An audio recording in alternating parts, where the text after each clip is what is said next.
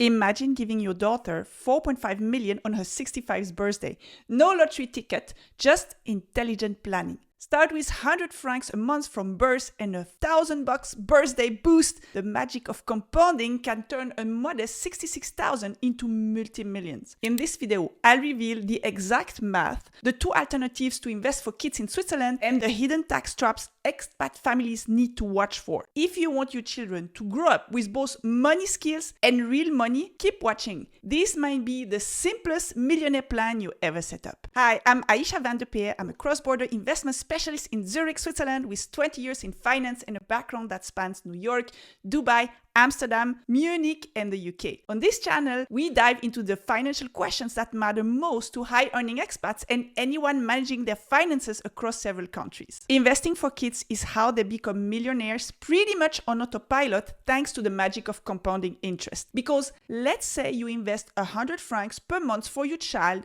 starting from the day she is born, then you top it up with 1,000 for each birthday. By the time your kid is 18, you will have invested almost 40,000, but the portfolio will likely be worth 85,000, which is more than double what you invested. And if you keep it up, by the age of 30, your child's portfolio should be worth about 260,000, and that even if you only invested 66,000 in total. And if you keep it going all the way until your child is 65, then the portfolio should reach 4.5 million, which you will agree is a decent amount to retire. This is compounding interest magic in action. And there is another reason to invest for kids when they are young. It's to teach them.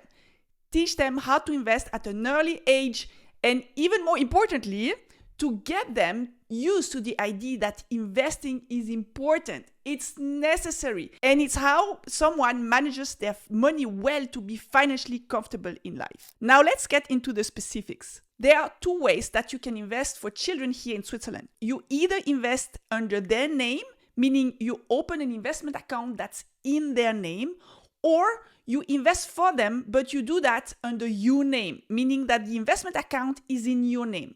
So let's look at the pros and cons of each solution. When you open an investment account in your child's name, things are clean and clear. You can ask relatives who want to contribute to the account, like godmothers, godfather, grandparents, aunts, and uncles who want to make a contribution for your kids' birthdays. You ask them to transfer the money in a bank account that's in your child's name, and then you forward the money from that account into your child's investment account. Because unfortunately, you can't have your relatives transfer the money directly into the investment account here in Switzerland. Another helpful aspect of investing in your child's name is that it makes the transition very easy once your children become adults. The account is already in their name, so there is no administrative work and also no gift tax or inheritance tax that apply. Now, in Switzerland, in most cantons, we don't have any gift tax or inheritance tax from parents to children, but there are still a few places where you do pay gift and inheritance tax, like in Canton de Vaud, Neuchâtel, and Appenzell. So if you live there, you need to watch out. And for sure, gift tax and inheritance tax apply in most other countries, so keep that in mind if you plan to move out at some point. Now,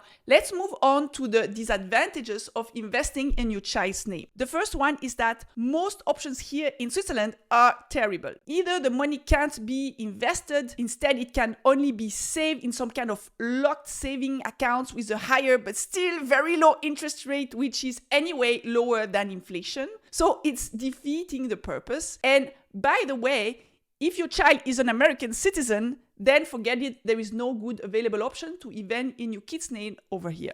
Or when it's possible to invest the money, these kids' accounts are crippled with fees, which means that your child's money literally can't grow properly, which is also kind of defeating the purpose. Another issue, which is more important than it seems, is the fact that at his or her 18th birthday, your child will have immediate access to all the money. Getting a lot of money at such a young age is often not the best of ideas.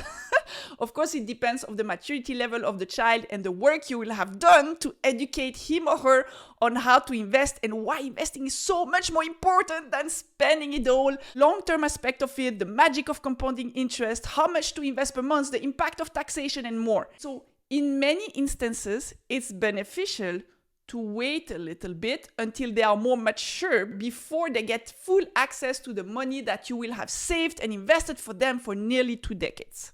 Another aspect to consider when opening an account in your child's name is that the other parent may also be able to manage that account. And if you're the one contributing to it, you might not want that for a number of reasons. Because let's face it, if you're the one mostly contributing to your child's investment account, then you should retain full control of it at least until your child becomes an adult. Another issue, which is more of an inconvenience, let's say, is that when you open an investment account in your child's name, it's not possible for you to transfer money directly into that account. You first have to transfer cash from your bank account to your child's bank account, and then from there you can transfer it to your child's investment account. Now let's look at the other alternative, investing for your child under your name.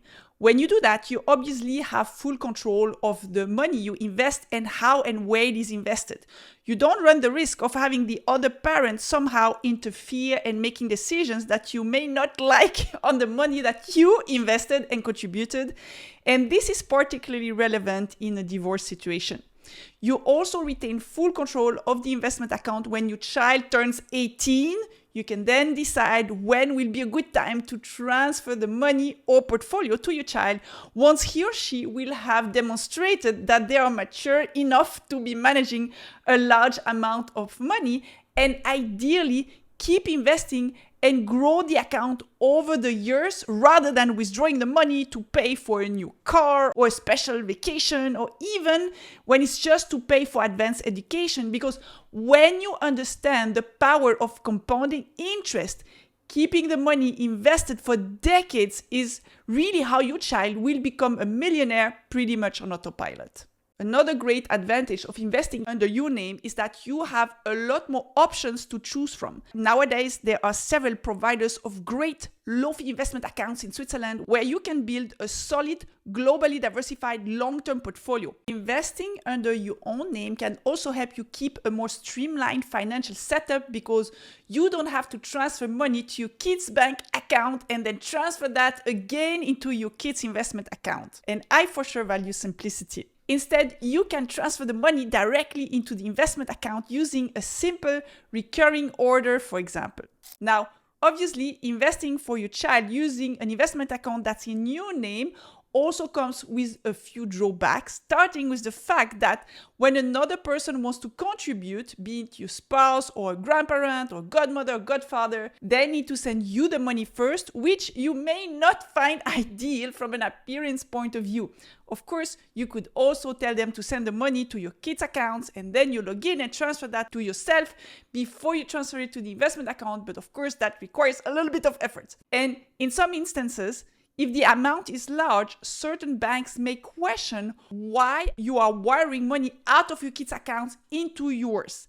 And another important aspect you need to consider is taxation when you will pass on the portfolio to your adult child. Because as mentioned earlier, this is not so much of an issue in Switzerland because most cantons don't tax gift and inheritance from parents to children. But if you live in the cantons of Vaud, Neuchâtel, Appenzell, and to a lesser extent also in Canton Lucerne and Solothurn, then you need to pay attention because very costly taxes apply if you are a resident there when you pass on the money to your child. And clearly, the issue of taxation can be a lot more serious if you move away from Switzerland because most countries heavily tax inheritance. And so this is really something you need to keep in mind as you plan your life across countries. As you can see, both options have pros and cons.